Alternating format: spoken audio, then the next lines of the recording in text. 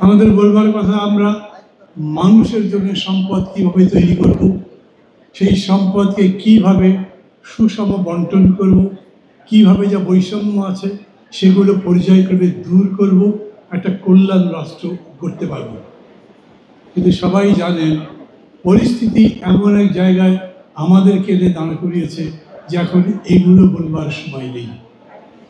প্রধান উপদেষ্টা বলেছেন এই নির্বাচন বানচাল করবার জন্য হামলা হতে পারে। হামলা কে করবে? ধানমন্ডির গুন্ডারা, উত্তরা থেকে ভাড়া করা মাস্তানরা?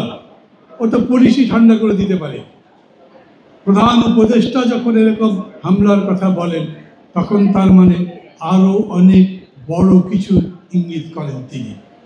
দেশের মধ্যেকার কথা বলেন না, উনি বলেন আরো বড় শক্তি, যে শক্তির কাছে আশ্রয় দিয়েছে আমাদের পরাজিত শক্তিরা, অথবা যাদের সাথে গাঁটছড়া বাঁধে আরো বিশ্বের বড় বড় মোড়ল শক্তি।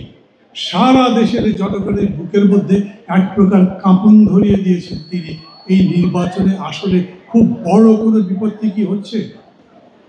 এমনিতেই আমি বলি, উনি নিজে যখন বলেন আমাদের এই উপদেষ্টা পরিষদে যারা যারা আছে তারা সবাই নিজের নিজের জায়গায় খুবই সফল মানুষ, আমি মানি।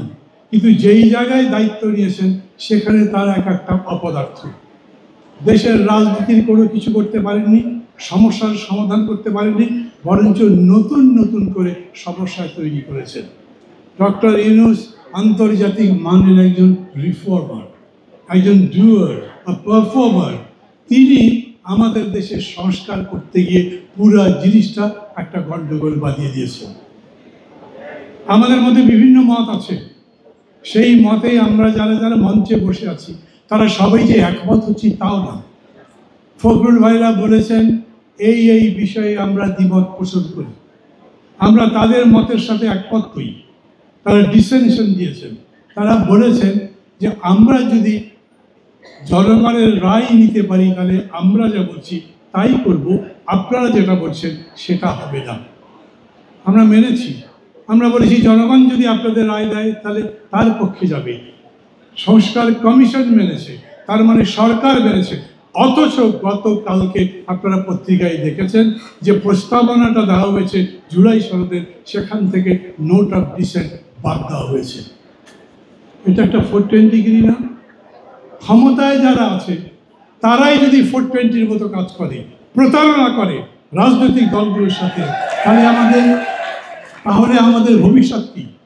আমরা যে নতুন বাংলাদেশ করতে চাই, বৈষম্যহীন বাংলাদেশ করতে চাই, গণতান্ত্রিক বাংলাদেশ করতে চাই, এদের হাতে সেই বাংলাদেশ গড়া সম্ভব হবে? সবার মধ্যে আজ বড় প্রশ্ন। আরো অনেকগুলো কাজ তারা করেছেন। যেদিন বৃষ্টির মধ্যে আমরা সই করছি জুলাই সনদ, খেয়াল করবেন দলিল যখন লেখা হয় তখন পর্যন্ত সংশোধন করা যায়, কিন্তু দলিল যখন সই হয়ে যায় তখন সেই দলিল বদল করা যায়? আপনাকে 5 বিঘা জমি দখল দেওয়া হয়েছে, দলিল করা হয়েছে, এরপরে ওই দলিল বদলে আপনাকে 4 বিঘা জমি দেওয়া যায়? যায় না। এরা তাও করেছে। সেই দিন আর্টিকেল 5 চেঞ্জ করেছে। আবার বক্তৃতার মধ্যে বলেছে 31 তারিখ পর্যন্ত মেয়াদ বাড়িয়েছি, আমরা আরো পরিমার্জন সংশোধন করতে পারি। জুলাই সনদ সংশোধন করবার অধিকার সই করবার পরে কেউ তাদের দিয়েছে গায়ের জোরে, মূর্খের মতো, না বুঝে যা ইচ্ছা তাই তারা কাজ করছে। কি করবেন? এরা তো কথাও শোনে না। এরা মনে করে আমরা সবই বুঝি, রাজনীতিবিদদের পছন্দ নয়। মির্জা ফখরুলের মতো পার্টি, বিএনপির মতো পার্টি, আমি ছোটখাটো মানুষ, ছোট পার্টি, আমার কথা নাহলে নাই শুনেন। এত বড় একটা দলের নেতারা যখন দেখা করতে চায় তখন 3 বার করে চিঠি পাঠাতে হয়, তারপরে তারা ডেকে কথা বলতে রাজি হয়। এখন কি করবে? সরাসরি বিএনপি বলেছে আমাদের সাথে প্রতারণা করা হয়েছে। আর ডক্টর ইউনূস ফ্রান্স থেকে উড়ে এসে ক্ষমতা নেবার পরে বা দায়িত্ব নেবার পরে যখন বললেন এরাই আমার নিয়োগকর্তা, সেই নিয়োগকর্তারা পর্যন্ত বলেছে ওরা আমাদের সাথে প্রতারণা করেছে। তার মানে একটা প্রতারক গোষ্ঠী এখন ক্ষমতায় আছে, তাই তো? না, হাততালি দিয়ে না, এত কষ্টকর, এত গালিগালাজ আমি করতে চাই না, কিন্তু এটা ঠিক, আমরা এখন নিরাপদ নই।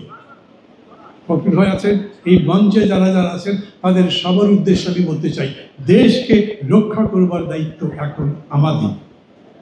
দেশকে রক্ষা করবার দায়িত্ব এখন আপনাদের। আপনাদের মানে যারা বসে আছেন এত সুন্দর নিয়ম শৃঙ্খলার মধ্যে একসাথে স্লোগান দিচ্ছেন, চেতনার প্রকাশ ঘটাচ্ছেন, একটা নতুন বাংলাদেশ গড়তে চান, সেই শপথে উজ্জীবিত আপনারা এখানে যারা যারা জড়ো হয়েছেন, সারা দেশে এইরকম যে নেতা কর্মী সংগঠন আছে তাদের দায়িত্ব এই দেশকে রক্ষা।